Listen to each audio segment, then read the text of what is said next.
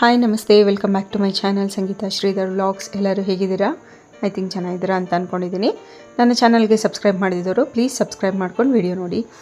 ಇವತ್ತು ತುಳಸಿ ಹಬ್ಬದ ಒಂದು ವ್ಲಾಗ್ನ ನಿಮ್ಮ ಜೊತೆ ಶೇರ್ ಮಾಡ್ತಾಯಿದ್ದೀನಿ. ಅದ್ರ ಜೊತೆಗೆ ಮೆಂತ್ಯದ ಹಿಟ್ಟು ಮಾಡಿಸಿದೆ, ಸೊ ಅದನ್ನು ಕೂಡ ಕ್ಲಿಪ್ಪಿಂಗ್ಸ್ಗಳನ್ನ ಶೇರ್ ಮಾಡ್ತಾಯಿದ್ದೀನಿ. ಸೊ ನೋಡಿ, ಮೆಂತ್ಯದ ಹಿಟ್ಟು ಮಾಡಿಸೋದಕ್ಕೆ ನಾನು ಮಾಮೂಲಿ ಮೇಜರ್ ಇದಕ್ಕೆ ಬೇಕಾಗಿರೋ ಅಂಥದ್ದೇ ಅಕ್ಕಿ, ಮೆಂತ್ಯ, ಗೋಧಿ ಮತ್ತು ಉದ್ದಿನಕಾಳು. ಸೊ ನಾನು ಅಕ್ಕಿ ಫಸ್ಟ್ ನಾರ್ಮಲ್ ಅಕ್ಕಿನ ಇಟ್ಕೊಂಡಿದ್ದೆ, ತೊಳೆದು ಒಣಗಿಸಿದ್ದು. ಅದಾದಮೇಲೆ ನಮ್ಮ ಮನೇಲಿ ಕುಸಲಕ್ಕಿ ಇತ್ತು ಅಂತ ಅಂದ್ಬಿಟ್ಟು ಸೊ ಇದನ್ನೇ ಹಾಕ್ಬಿಡೋದು, ಅದಕ್ಕಿಂತ ಚೆನ್ನಾಗಿರುತ್ತೆ, ಒಳ್ಳೇದಲ್ವಾ ಅಂತ ಅಂದ್ಬಿಟ್ಟು ಹಾಕಿದೆ. ಅದ್ರ ಜೊತೆಗೆ ಇದು ನೋಡಿ ಸೀಮೆ ಅಕ್ಕಿ, ಇದನ್ನು ನಮ್ಮ ಕೊಲೀಗ್ ಒಬ್ಬರು ಹೇಳಿದ್ರು, ಸೊ ಅವರು ಆ್ಯಡ್ ಮಾಡಿ ಪರವಾಗಿಲ್ಲ ಅಂತಂದರು. ಸೊ ಅದಕ್ಕೋಸ್ಕರ ಇದೊಂದು ಆ್ಯಡ್ ಮಾಡಿದೆ ಅಷ್ಟೇ. ಮಾಮೂಲಿ ಸೋಯಾ ಬೀನ್ಸ್ ಇತ್ತು ಮನೇಲೇ, ಅದನ್ನು ಕೂಡ ಆ್ಯಡ್ ಮಾಡಿದೆ. ಲಾಸ್ಟ್ ಟೈಮ್ ಸೇಮ್ ಇದೇ ಪ್ರೊಸೀಜರು ಫಾಲೋ ಮಾಡಿರೋದು. ಎಕ್ಸ್ಟ್ರಾ ಬರೀ ನೋಡಿ ಇದು ಸೋಯಾಬೀನ್ಸು ಇತ್ತು ಒಂದು 1/4 kg ಮೇಲೆ, ಗೋಧಿನೂ ಕೂಡ 1 kg, ಎಲ್ಲನೂ ಕೂಡ ನಾನು 1 kg ತೊಗೊಂಡಿದ್ದೆ. ಸೊ ಉದ್ದಿನಕಾಳು ಕೂಡ 1 kg ಇತ್ತು. ಸೊ ಇದು ಅಷ್ಟೇ, ಕುದಿಸ್ಲಕ್ಕಿನೂ ಕೂಡ 1 kg. ಮಾಮೂಲಿ ರೈಸು ಹಾಕ್ಬೋದು, ಅಥವಾ ಇದು ಇನ್ನೂ ಒಳ್ಳೇದಲ್ವ ಅಂತ ಅಷ್ಟೇ. ಆಮೇಲೆ ನೋಡಿ ಅದೊಂದು ಸ್ವಲ್ಪ ಎಕ್ಸ್ಟ್ರಾ ಗೋಧಿ ಮಿಕ್ಕಿತ್ತು, ನಾವು ನವರಾತ್ರಿಲಿ ತಂದಿದ್ದು, ಅಂದರೆ ದೇವ್ರಿಗೆ ಗೋಧಿ ಪೈರು ಮಾಡೋಕ್ಕೆ. ಸೊ ಅದೊಂಚೂರು ಮಿಕ್ಕಿತ್ತು, ಸೊ ಅದನ್ನು ಆ್ಯಡ್ ಮಾಡಿಬಿಡೋದ ಅಂತ ಅಂದ್ಬಿಟ್ಟು ಮಾಡಿದೆ. ಈ ಸೀಮೆ ಅಕ್ಕಿ ಎಲ್ಲನೂ ಕೂಡ ಸಿಮ್ಮಲ್ಲಿ ಇಟ್ಕೊಂಡು, ಸೊ ಇದನ್ನು ಹುರಿಬೇಕಾದ್ರೆ ಮೀಡಿಯಮ್ ಟು ಸಿಮ್ ಇಷ್ಟರಲ್ಲೇ ಇಟ್ಕೊಂಡಿರಬೇಕು, ಯಾಕಂದರೆ ತುಂಬ ಜಾಸ್ತಿನೂ ಮಾಡಬಾರ್ದು. ಇಲ್ಲಾಂದರೆ ಫ್ಲೇಮ್ ಜಾಸ್ತಿ ಆದಷ್ಟು ಅದು ಬರ್ನ್ ಆಗೋ ಥರ ಆಗಿಬಿಡುತ್ತೆ, ಅಥವಾ ಒಳಗಡೆ ಸರಿಯಾಗಿ ರೋಸ್ಟ್ ಆಗಿರೋಲ್ಲ. ಸೊ ಅದಕ್ಕೋಸ್ಕರ ಎಲ್ಲನೂ ಕೂಡ ಎರಡು ಒಬ್ಬೆ ಥರ ಹಾಕ್ಕೊಂಡು ಮಾಡಿದ್ವಿ. ಮೆಂತ್ಯ, ಉದ್ದಿನಕಾಳು, ಸೊ ಪ್ರತಿಯೊಂದು ಮೆಂತ್ಯನೂ ಕೂಡ 1 kg, ಒಂಚೂರು ತೆಗೆದೆ ಅಷ್ಟೇ, ಯಾಕೆಂದರೆ ಕಹಿ ಜಾಸ್ತಿ ಆಗಿಬಿಟ್ರೆ ಅಂತ ಸ್ವಲ್ಪ ತೆಗೆದೆ. ಒಂದು 3/4 kg ಮಿನಿಮಮ್ ಅಂತೂ ಇತ್ತು ಅಂತ ಹೇಳ್ಬೋದು. ಸೊ ಎಲ್ಲನೂ ಕೂಡ ಹುರ್ಕೊಂಡೆ. ಸೊ ನೋಡಿ, ಗೋಧಿಲಿ ಜವೆ ಗೋಧಿ ಅಂತ ಬರುತ್ತಲ್ಲ, ಸೊ ಅದನ್ನು ಹಾಕಬೇಕು, ಯಾಕಂದರೆ ತುಂಬ ಉದ್ದುದ ಬರುತ್ತಲ್ಲ, ಸೊ ಆ ಥರದ್ದು. ಸೊ ಅದಿಲ್ಲ ಅಂತಂದರೆ ನಾರ್ಮಲ್ ಗೋಧಿನೇ ಹಾಕ್ಬೋದು. ನಾನು ಗೋಧಿ ಆಲ್ರೆಡಿ ತರಿಸಿಟ್ಬಿಟ್ಟಿದ್ದೆ, ಸೊ ಅದಕ್ಕೋಸ್ಕರನೇ. ಉದ್ದಿನಕಾಳು ಅಷ್ಟೇ, ಕಪ್ಪು ಉದ್ದಿನಕಾಳೆ ಹಾಕಬೇಕು, ಸಿಪ್ಪೆ ಸಮೇತನೇ ಇರಬೇಕು. ಸೊ ಅದಾದಮೇಲೆ ನೋಡಿ, ಮೆಂತ್ಯನೂ ಅಷ್ಟೇ, ಕಹಿ ಬರುತ್ತೆ ಅಂತ ಒಬ್ಬೊಬ್ಬರು ತುಂಬ ಕಡಿಮೆ ಹಾಕ್ತಾರೆ. ಆ್ಯಕ್ಚುಲಿ ಇದು ಮೆಂತ್ಯ ಮುದ್ದೆ ಅಂತಂದರೆ ಮೆಂತ್ಯ ಪ್ರಮಾಣನೇ ಜಾಸ್ತಿ ಇರಬೇಕು ಅಂತ ಹೇಳ್ಬೋದು. ಸೊ ಇಲ್ಲಾಂತಂದರೆ ನಾರ್ಮಲ್ ಥರನೇ ಆಗಿಬಿಡುತ್ತಲ್ವ. ಸೊ ಮೆಂತ್ಯ ನಮಗೆ ಅದರ ಒಂದು ಪೌಷ್ಟಿಕಾಂಶ ಜಾಸ್ತಿ ಬೇಕು ಅಂದರೆ ಅದೇ ಜಾಸ್ತಿ ಇರಬೇಕು. ಸೊ ಹಾಗಂತ ಜಾಸ್ತಿ ಕಹಿನೂ ಆಗಬಾರ್ದು. ಸೊ ಅದಾದಮೇಲೆ ಎಲ್ಲನೂ ಕೂಡ ಹುರಿದು ಬೇರೆ ಸಪ್ರೇಟಾಗಿ ಇಟ್ಟಿದೆ. ಆಮೇಲೆ ಎಲ್ಲನೂ ಕೂಡ ಸ್ವಲ್ಪ ಹಾರಾಕ್ಬಿಟ್ಟು ಆಮೇಲೆ ನಾವು ಬಾಕ್ಸ್ಗೆ ಹಾಕೋಬೇಕು. ಇಲ್ಲ ಅಂತಂದ್ರೆ ಏನಾಗುತ್ತೆ ಅಂದರೆ ಒಳಗಡೆ ಅದು ಬಿಸಿಗೆ ನೀರು ಬಿಟ್ಕೊಳ್ಳೋ ಥರ ಆಗಿಬಿಡುತ್ತೆ. ಸೊ ಆಮೇಲೆಲ್ಲ ಪೂರ್ತಿ ಆರಾದಮೇಲೆ ಒಂದು ಬಾಕ್ಸ್ಗೆ ಹಾಕ್ಕೊಂಡ್ವಿ. ಹಂಗೂ ಇದು ಸ್ವಲ್ಪ ಚಿಕ್ಕದೇ ಆಯಿತು, ದೊಡ್ಡದು ಕೊಡೋಣ ಅಂತ ಅಂದ್ಕೊಂಡೆ. ಆಮೇಲೆ ನೋಡೋದ ಅಂತ ಅನ್ನೋಷ್ಟರಲ್ಲಿ ನೋಡಿ, ಫುಲ್ ತುಂಬ್ಕೊಂಡು ಇನ್ನೊಂದು ಸ್ವಲ್ಪ ಮಿಕ್ತು ಅಂತ ಹೇಳ್ಬೋದು. ಓವರಾಲ್ ಒಂದು 5 kg ಮೇಲಿತ್ತು ಅಂತ ನಮ್ಮ ಮೆಜರ್ಮೆಂಟು, ಯಾಕೆಂದರೆ ನಮ್ಮ ಮನೆ ಪಾವು ಸ್ವಲ್ಪ ದೊಡ್ಡದು. ಬಟ್ ಅಲ್ಲಿ ಮಾಡಿಸಿದಾಗ ಅವ್ರು ಹೇಳಿದ್ರಂತೆ 6 ಇದೆ ಅಂತ ಅಂದ್ರಂತೆ. ಸೊ ಆಮೇಲೆ ಎಲ್ಲನೂ ಕೂಡ ಪೌಡ್ರ್ ಮಾಡಿಸ್ಕೊಂಡು ಇನ್ನೊಂದರಲ್ಲಿ ಎಕ್ಸ್ಟ್ರಾ ಮಿಕ್ಕಿರೋದನ್ನು ತಗೊಂಬಂದರು. ಸೊ ಏಕೆಂದರೆ ಇದು ಅವತ್ತಿಂದ ಮಾಡಿಸ್ಬೇಕು ಅಂತ ಅನ್ಕೋತಾ ಇದ್ದೆ, ಮಾಡ್ಸೋಕ್ಕೆ ಆಗಿರಲಿಲ್ಲ. ಸೊ ಮಾಡಿಸಿದ್ವಿ. ಅದಾದಮೇಲೆ ಇದು ತುಳಸಿ ಹಬ್ಬದ ಒಂದು ವ್ಲಾಗ್ ಅಂತ ಹೇಳ್ಬೋದು. ಸೊ ಅವತ್ತು ಈವ್ನಿಂಗ್ಗೆ ಟೈಮ್ ಚೆನ್ನಾಗಿದ್ದಿದ್ದು, ಸೊ ಅದಕ್ಕೋಸ್ಕರ ನಾನು ಈವ್ನಿಂಗ್ಗೆ ಪೂಜೆಗೆ ರೆಡಿ ಮಾಡಿದೆ. ಯಾಕೆಂದರೆ ಬೆಳಗಿನ ಜಾವ 4 ಗಂಟೆಲಿ ಚೆನ್ನಾಗಿತ್ತು, ಅದು ಬಿಟ್ಟರೆ ಈವ್ನಿಂಗ್ಗೆ ಚೆನ್ನಾಗಿದ್ದಿದ್ದು. ಸೊ ಅದಕ್ಕೋಸ್ಕರ ಅವತ್ತೇ ಎಲ್ಲ ನೀಟಾಗಿ ರೆಡಿ ಮಾಡಿಬಿಟ್ಟು ಹೊರಗಡೆನೇ ಪೂಜೆ ಎಲ್ಲ ಮಾಡಿದೆ. ಇದಕ್ಕೆ ಮೇಜರಾಗಿ ನಾವು ಮಾಮೂಲಿ ಎಲ್ರಿಗೂ ಗೊತ್ತಿರೋ ಹಾಗೇ ಬೆಟ್ಟದ ನೆಲ್ಲಿಕಾಯಿ ಗಿಡ ತೊಗೊಂಬಂದು ತುಳಸಿ ಗಿಡದ ಜೊತೆ ಇಟ್ಬಿಟ್ಟು ಅದಕ್ಕೊಂದು ಅರಿಶಿಣದ ದಾರ ಕಟ್ಟಬೇಕು. ಆಮೇಲೆ ಗೆಜ್ಜೆ ವಸ್ತ್ರ ಎಲ್ಲ ಏರಿಸಿ ಪೂಜೆ ಎಲ್ಲ ಮಾಡೋದು. ನಾನು ಇದಕ್ಕೆ ಒಂದು ಎಕ್ಸ್ಟ್ರಾ ಏನು ಅಂತಂದರೆ ಅಕ್ಕಿ ಹಿಟ್ಟಿನ ದೀಪ ಒಂದು ಹಚ್ತೀನಿ, ಒಂದು 5-12, ಸೊ ಆ ಥರ.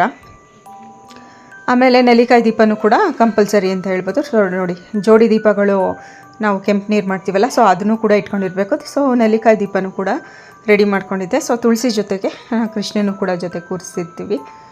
ಸೊ ಚೆನ್ನಾಗಾಯಿತು ಪೂಜೆ ಎಲ್ಲ ಅಂತ ಹೇಳ್ಬೋದು. ಆ್ಯಸ್ ಯೂಶ್ವಲ್ ತುಳಸಿ ಅಷ್ಟೋತ್ರ ಹೇಳ್ಬಿಟ್ಟು, ಕೃಷ್ಣನ ಅಷ್ಟೋತ್ರ, ಲಕ್ಷ್ಮಿ ಅಷ್ಟೋತ್ರ, ಈ 3 ಕೂಡ ಹೇಳ್ಬಿಟ್ಟು ಪೂಜೆ ಮಾಡೋದು. ಸೊ ಚೆನ್ನಾಗಾಯಿತು ಪೂಜೆ ಅಂತ ಹೇಳ್ಬೋದು. ನೋಡಿ, ನಾನು ನಾರ್ಮಲಾಗಿ ರೆಡಿ ಆಗಿಬಿಟ್ಟು ಪೂಜೆ ಮಾಡಿದ್ದೆ, ಸ್ಯಾರಿ ಏನೂ ವೇರ್ ಮಾಡೋಕ್ಕೆ ಹೋಗಲಿಲ್ಲ. ಆಮೇಲೆ ಇನ್ನೂ ಪಕ್ಕದವರು ಸ್ವಲ್ಪ ಕುಂಕುಮಕ್ಕೆ ಹೋಗಿದ್ರು, ಸೊ ಅಲ್ಲಿ ಹೋಗಿದ್ದೆ. ಆಮೇಲೆ ನಮ್ಮ ಮನೆಗೂ ಕೂಡ ಅವ್ರನ್ನ ಕರೆದಿದ್ದೆ, ಒಂದು 3 ಜನ ಬಂದಿದ್ದರು. ಸೊ ಪೂಜೆ ಎಲ್ಲ ಚೆನ್ನಾಗಾಯಿತು ಅಂತ ಹೇಳ್ಬೋದು. ಸೊ ನೈವೇದ್ಯಕ್ಕೆ ಆ್ಯಸ್ ಯೂಶ್ವಲ್ ಇದು ಮೇನಾಗಿ ಹಾಲು, ತುಳಸಿ ಗಿಡಕ್ಕೆ ಹಾಲು ಹಾಕಬೇಕು. ಅದಾದಮೇಲೆ ಹಾಲು, ಅವಲಕ್ಕಿ, ಪ್ರಸಾದ ಇಡಬೇಕು ನೈವೇದ್ಯಕ್ಕೆ. ಆಮೇಲೆ ನಾನು ಸ್ವಲ್ಪ ಪಾಯಸನೂ ಕೂಡ ಮಾಡಿಬಿಟ್ಟಿದ್ದೆ, ಯಾಕೆಂದರೆ ಅಕ್ಕಿ ದೀಪ ಮಾಡೋಕ್ಕೆ ಅಕ್ಕಿ ಹಿಟ್ಟೆಲ್ಲ ರೆಡಿ ಇತ್ತಲ್ವ. ಸೊ ಅದನ್ನು ಅಕ್ಕಿ ಸ್ವಲ್ಪ ತರಿಯಾಗಿ ಮಾಡಿಕೊಂಡು ಅಕ್ಕಿ ಪಾಯಸ ಮಾಡಿದೆ ಸ್ವಲ್ಪ. ಆಮೇಲೆ ನೋಡಿ, ಇದೇ ಮೇಜರು ನೆಲ್ಲಿಕಾಯಿ ದೀಪ ಹಚ್ಚೋದು. ಏಕೆಂದರೆ ತುಂಬ ಒಳ್ಳೆಯದು. ಎಸ್ಪೆಷಲಿ ಈ ಕಾರ್ತಿಕ್ ಮಾಸದಲ್ಲಂತೂ ದೀಪಾರಾಧನೆ ತುಂಬಾ ಇಂಪಾರ್ಟೆಂಟು. ಹೊರಗಡೆನೂ ಅಷ್ಟೇ, ದೇವಸ್ಥಾನದಲ್ಲಾದರೂ ಹಚ್ಬೋದು, ಇಲ್ಲಿ ಬೇಕಾದ್ರೂ ಮನೇಲೂ ಬೇಕಾದ್ರೆ ಮಾಡ್ಬೋದು. ಸೊ ಆ ಥರ. ಸೊ ಚೆನ್ನಾಗಾಯಿತು ಪೂಜೆ ಎಲ್ಲ ಅಂತ ಹೇಳ್ಬೋದು. ನೆಲ್ಲಿಕಾಯಿ ದೀಪಾರಾಧನೆ ಮಾಡ್ಬೋದು ಅಥವಾ ಬೆಲ್ಲದ ಹಚ್ಚನಲ್ಲಾದರೂ ಮಾಡ್ಬೋದು. ನಾನು ಈ ಅಕ್ಕಿ ಹಿಟ್ಟು ದೀಪಕ್ಕೆ ಸ್ವಲ್ಪ ಬೆಲ್ಲನ ಮಿಕ್ಸ್ ಮಾಡಿಕೊಂಡು ಕಲಿಸಿದ್ದೆ. ಸೊ ಆವಾಗ ಎರಡೂ ಸೇರಿಕೊಳ್ಳುತ್ತೆ ಅಂತ ಅಂದ್ಬಿಟ್ಟು ನೋಡಿ, ಅದು ಆಲ್ರೆಡಿ ಮೊದಲೇ ಹಚ್ಚಿದ್ರಿಂದ ಅದೆಲ್ಲ ಹುರಿದೋಗಿದೆ. ಸೊ ಲಾಸ್ಟಲ್ಲಿ ನೆಲ್ಲಿಕಾಯಿ ದೀಪ ಮಾಡಿದ್ದೆ ನೋಡಿ. ಆ ಕಪ್ಸ್ಗಳು ಒಂದು ಫುಲ್ ಸೆಟ್ನ ನಾನು ಇದಕ್ಕೆ ಪೂಜೆಗೆ ಅಂತಲೇ ಇಟ್ಬಿಟ್ಟಿದ್ದೀನಿ. ಕಪ್ಸು, ಪಿಂಗಾಣಿ ಕಪ್ಸು, ಯಾಕೆಂದರೆ ಸ್ಟೀಲ್ದೆಲ್ಲ ಆದಷ್ಟು ಯೂಸ್ ಮಾಡೋದು ಬೇಡ ಅಂತ ಅಂದ್ಬಿಟ್ಟು ನೋಡಿ, ಅಲ್ಲಿ ರೆಡ್ ಆ್ಯಂಡ್ ವೈಟ್ ಇದೆಯಲ್ಲ ಅದು. ಏಕೆಂದರೆ ಈ ಥರ ವರಮಹಾಲಕ್ಷ್ಮಿ ಹಬ್ಬ ಪ್ರತಿಯೊಂದಕ್ಕೂ ಕೂಡ ನಾವು ಇದನ್ನು ಅಭಿಷೇಕ ಮಾಡುವಾಗ 5 ಥರದ್ದು ನಾವು ಹಾಲು, ಮೊಸರು, ತುಪ್ಪ, ಜೇನುತುಪ್ಪ, ಸಕ್ಕರೆ, ಎಳ್ನೀರು, ನೀರು ಇದನ್ನೆಲ್ಲ ರೆಡಿ ಮಾಡ್ಕೋಬೇಕಲ್ವಾ. ಸೊ ಅದಕ್ಕೋಸ್ಕರ ನಾನು ಇದೊಂದು ಸೆಟ್ನೇ ಅದಕ್ಕೆ ಅಂತಲೇ ಎತ್ತಿಟ್ಬಿಟ್ಟಿದ್ದೀನಿ. ನಾವು ಇದನ್ನು ಒಂದು ಸರಿನೂ ಯೂಸ್ ಮಾಡಿಲ್ಲ. ಸೊ ಅದಕ್ಕೆ ಇದು ದೇವ್ರಿಗೆ ಅಂತಲೇ ಎತ್ತಿಟ್ಬಿಟ್ಟಿದ್ದೀನಿ. ಅದಾದಮೇಲೆ ನಮ್ಮ ಪಾಪು ಮತ್ತು ನಮ್ಮ ಅಮ್ಮನ ಕೈಲೂ ಆರತಿ ಮಾಡಿಸ್ತೀನಿ. ನಾನು ಆರತಿ ಮಾಡಾದಮೇಲೆ ಸೊ ಮನೇಲಿ ಯಾರು ಇರ್ತಾರೆ ಅವ್ರ ಕೈಲೂ ಕೂಡ ಆರತಿ ಮಾಡಿಸ್ಬಿಡ್ತೀನಿ. ಸೊ ಅವರು ಕೂಡ ಮಾಡಿದ್ರು ಅಂತ ಹೇಳ್ಬೋದು. ನೋಡಿ, ಹೋದ ಸರಿನೂ ಕೂಡ ಸಂಡೇನೇ ಬಿದ್ದಿತ್ತು ಅಂತ ಹೇಳ್ಬೋದು. ಏನು ಮಾಡೋಕ್ಕಾಗಲ್ಲ. ಒಬ್ಬರು ಹೇಳ್ತಾರೆ ತುಳಸಿ ಗಿಡಕ್ಕೆ ಸಂಡೇ ಟೈಮು ಮುಟ್ಲೇಬಾರ್ದು, ನೀರು ಹಾಕ್ಬಾರ್ದು ಅಂತ. ಸೊ ಏನೂ ಮಾಡೋಕ್ಕಾಗಲ್ಲ. ಈ ಥರ ಹಬ್ಬನೇ ಆ ಟೈಮಲ್ಲಿ ದ್ವಾದಶಿ ಬಿದ್ದಾಗ ಸೊ ಆವತ್ತೇ ಮಾಡಬೇಕಾಗಿ ಬರುತ್ತೆ. ನೋಡಿ, ಇದನ್ನು ಗಿಡ ನೆಲ್ಲಿಕಾಯಿ ದೀಪ ತುಂಬ ಚೆನ್ನಾಗಿ ಉರಿತು ಅಂತ ಹೇಳ್ಬೋದು. ಸೊ ಇದಾಗಿತ್ತು ಇವತ್ತಿನ ಒಂದು ವ್ಲಾಗ್ ಅಂತ ಹೇಳ್ಬೋದು ಗೈಸ್. ತುಂಬ ಚೆನ್ನಾಗಾಯಿತು ಎಲ್ಲನೂ ಒಂದು ಪೂಜೆಗಳೆಲ್ಲ ಅಂತ ಹೇಳ್ಬೋದು. ಸೊ ಗೆಜ್ಜೆ ವಸ್ತ್ರ ಎಲ್ಲ ನಾನೇ ರೆಡಿ ಮಾಡಿದ್ದೆ. ಅದಾದಮೇಲೆ ತುಳಸಿ ಗಿಡದ ಬುಡಕ್ಕೆ ಒಂದು ರೂಪಾಯಿ ಕಾಯಿನ್ನ ಹಾಕಬೇಕು, ಹಾಕ್ಬಿಟ್ಟು ಪೂಜೆ ಮಾಡಬೇಕು. ಆಮೇಲೆ ಪೂಜೆ ಎಲ್ಲ ಆದಮೇಲೆ ಎಲ್ಲ ಕದಲಿಸ್ತೀವಲ್ಲ, ಆವಾಗ ಆ ಕಾಯಿನ್ ಎತ್ಕೊಂಡು ನಾವು ಮಾಮೂಲಿ ನಮ್ಮ ಬೀರು ಒಳಗಡೆ ಇಟ್ಕೋಬೋದು. ಸೊ ಇದು ಮೊದಲಿಂದನೂ ನಾನು ನಡ್ಸ್ಕೊಂಬರ್ತಾಯಿದ್ದೀನಿ. ಮದುವೆಗೆ ಮುಂಚೆಯಿಂದನೂ ಇದೇ ಫಾಲೋ ಮಾಡ್ತಾಯಿದ್ದು ಪ್ರೊಸೀಜರು. ಸೊ ಅದಕ್ಕೋಸ್ಕರನೇ ನೋಡಿ, ತುಳಸಿ ಗಿಡದ ಹತ್ರ 2 ದೀಪ, ಮನೆ ಬಾಗಿಲಲ್ಲಿ 2 ದೀಪ, ಮಾಮೂಲಿ ಆ್ಯಸ್ ಯೂಶುವಲ್ ದೇವ್ರ ಮನೆ ಪೂಜೆಗೆ ಮಾಡಿದ್ದೆ. ಸೊ ಆಮೇಲೆ ಇವಳನ್ನು ಕೂರಿಸ್ಬಿಟ್ಟು 2 ಫೋಟೋಸ್ ತೆಗೆದೆ.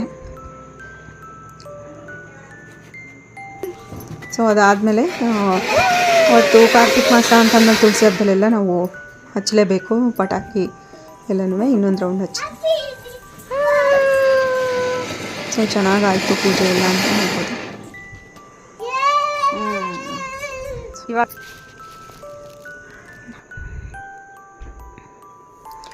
ಸೊ ಇವಳು ಕೂಡ ಎಲ್ಲ ಪೂಜೆ ಎಲ್ಲ ಮಾಡಿದ್ಲು. ಸೊ ಮಕ್ಕಳಿಗೆ ಇವಾಗಲಿಂದನೇ ನಾವು ಒಂದು ಕೆಲವು ಪ್ರೊಸೀಜರ್ ಒಂದು ಬೇಸಿಕ್ ಆದ್ರೂ ಕೂಡ ಇವಾಗಲಿಂದನೇ ಇನ್ವಾಲ್ವ್ ಮಾಡಿಸ್ಕೋಬೇಕು ಅವ್ರನ್ನೂ. ಇಲ್ಲ ಅಂತಂದರೆ ಆಮೇಲೆ ದೊಡ್ಡವ್ರು ಆಯ್ತಾ ಆಮೇಲೆ ಅವ್ರು ಮಾಡಲ್ಲ ಅಂತ ಅಂತೀವಿ ಹೊರತು ನಾವು ಮಾಡಿಸಿದ್ವಾ ಅಥವಾ ನಾವು ಪ್ರಾಕ್ಟೀಸ್ ಮಾಡಿಸಿದ್ವಾ ಅನ್ನೋದು ನಾವು ಯೋಚನೆ ಮಾಡಲ್ಲ. ಸೊ ಅದಕ್ಕೋಸ್ಕರ ಏನೇ ಒಂದು ಬೇಸಿಕ್ ಡಿಸಿಪ್ಲಿನ್ ಕಳಿಸ್ಬೇಕು ಅಂತಂದ್ರೂ ಕೂಡ ನಾವು ಈಗಲಿಂದನೇ ಅದನ್ನು ಅಪ್ಲೈ ಮಾಡಬೇಕು, ಚಿಕ್ಕ ವಯಸ್ಸಿಂದನೇ. ಸೊ ಆಯಿತು ಪೂಜೆ ಎಲ್ಲ ನೋಡಿ. ಇದನ್ನು ನೋಡಿ ಇದು ಅಬ್ಸರ್ವ್ ಮಾಡಿರಲಿಲ್ಲ, ನಮ್ಮ ಮನೆ ಹೊಸ್ಲ ಹತ್ರನೇ ಒಂದು ಚಿಕ್ಕದೊಂದು ತುಳಸಿ ಗಿಡ ಬಿಟ್ಟಿದೆ. ಸೊ ಅದನ್ನು ನಾನು ಆಮೇಲೆ ಕ್ಯಾಪ್ಚರ್ ಮಾಡಿದೆ. ಚಿಕ್ಕದಿಂದ ಇತ್ತು ಆದಮೇಲೆ ನಾನು ಸುಮ್ಮನೆ ಅದೇ ನಿಜ ಬೆಳೆಯುತ್ತಾ ಇದರಲ್ಲಿ ಅಂತ ಅಂದರೂ ಕೂಡ ಚೆನ್ನಾಗಿ ಅದು ಬೆಳೀತಾ ಇದೆ. ಸೊ ಅದಾದಮೇಲೆ ಅದ್ರ ಮಾರನೆಗೆ ನೋಡಿ ಇದಲ್ವಾ ಕಾರ್ತಿಕ್ ಸೋಮವಾರ. ಸೊ ಆ ಪೂಜೆನೂ ಕೂಡ ಎಲ್ಲ ಚೆನ್ನಾಗಾಯಿತು. ಆಮೇಲೆ ಹಿಟ್ಟು ಮಾಡಿಸ್ಕೊಂಬಂದಿದ್ವಲ್ಲ, ಅದನ್ನು ಮುದ್ದೆ ಮಾಡಿ ಒಂದು ಸರಿ ನೋಡೋಣ ಹೆಂಗಾಗುತ್ತೋ ಅಂತ ಅಂದ್ಬಿಟ್ಟು ನಾನೇ ಟ್ರೈ ಮಾಡಿದೆ. ಸೊ ಚೆನ್ನಾಗಾಯಿತು. ಯಾಕೆಂದರೆ ನಾನು ಸ್ವೀಟ್ ಮುದ್ದೆನೇ ಇಷ್ಟಪಡೋದು. ಇದನ್ನು ನಾನು ಆ್ಯಕ್ಚುಲಿ ಉಂಡೆ ಬೆಲ್ಲ ತರಿಸಿದೆ. ಸೊ ನಾವು ಮನೇಲಿ ಆ್ಯಸ್ ಯೂಶುವಲ್ ಉಂಡೆ ಬೆಲ್ಲನೇ ಯೂಸ್ ಮಾಡೋದು. ಅಚ್ಚು ಬೆಲ್ಲನ ನಾನು ಏನಾದರೂ ಈ ಥರ ಪೂಜೆ ಗೀಜೆ ಇದ್ದಾಗ ದೀಪ ಹಚ್ಚಕ್ಕೆ ಮಾತ್ರ ಇಟ್ಕೋತೀನಿ. ಸೊ ಸ್ವೀಟ್ ಮುದ್ದೆನೇ ಮಾಡಿದೆ, ಚೆನ್ನಾಗಿತ್ತು. ಒಂದು ಬಾಕ್ಸ್ ಫುಲ್ಲಾಗಿತ್ತು, ಇನ್ನೊಂದು ಚೂರು ಎಕ್ಸ್ಟ್ರಾ ಮಿಕ್ಕಿತ್ತು ಅಂತ ಹೇಳ್ಬೋದು. ಸೊ ಇದನ್ನೇ ಆ್ಯಸ್ ಯೂಶುವಲ್ ನಾನು ರಾಗಿ ಮುದ್ದೆ ಹೆಂಗೆ ಮಾಡ್ತೀವಿ ಹಾಗೇ ಮಾಡಿದೆ. ಇದು ಆ್ಯಕ್ಚುಲಿ ನಾನು ಇದನ್ನು ಮಿಲ್ ಮಾಡಿಸೋಕ್ಕೆ ರಾಗಿ ಒಂದು ಆ್ಯಡ್ ಮಾಡಿರಲಿಲ್ಲ. ಯಾಕೆಂದರೆ ನಾವು ಈ ಕಡೆ ನಮ್ಮ ಸೈಡೆಲ್ಲ ಆಲ್ಮೋಸ್ಟ್ ರಾಗಿ ಹಿಟ್ಟು ಒಡಿಸೇ ಇರ್ತೀವಿ. ಮತ್ತು ಇದಕ್ಕೂ ರಾಗಿ ಹಾಕಿಸ್ಬಿಟ್ರೆ ಈ ಥರ ಸ್ವೀಟ್ ಮಾಡಿದಾಗ ಚೆನ್ನಾಗಿರಲ್ಲ ಅಂತ ಅಂದ್ಬಿಟ್ಟು ಅಷ್ಟೇ ನಾನು ಆ್ಯಡ್ ಮಾಡಲಿಲ್ಲ. ಸೊ ಇದನ್ನೇ ರಾಗಿ ಮುದ್ದೆ ಥರನೇ ಅದೇ ಕನ್ಸಿಸ್ಟೆನ್ಸಿ, ಸ್ವಲ್ಪ ಅದನ್ನು ಕಲಿಸ್ಬಿಟ್ಟು ಹಾಕ್ಬಿಟ್ಟು ಕುದಿಯುವಾಗ ಇದನ್ನು ಮಾಡಿದ್ದು ಚೆನ್ನಾಗಾಯಿತು ಅಂತ ಹೇಳ್ಬೋದು. ತುಪ್ಪದ ಜೊತೆಗೆ ತುಂಬ ಚೆನ್ನಾಗಿರುತ್ತೆ ಅಂತ. ಒಬ್ಬರು ಕಾಯಿ ಹಾಲು ಜೊತೆಗೂ ಕೂಡ ತಿಂತಾರೆ. ಸೊ ಚೆನ್ನಾಗಾಯಿತು ಅಂತ ಹೇಳ್ಬೋದು ಗೈಸ್.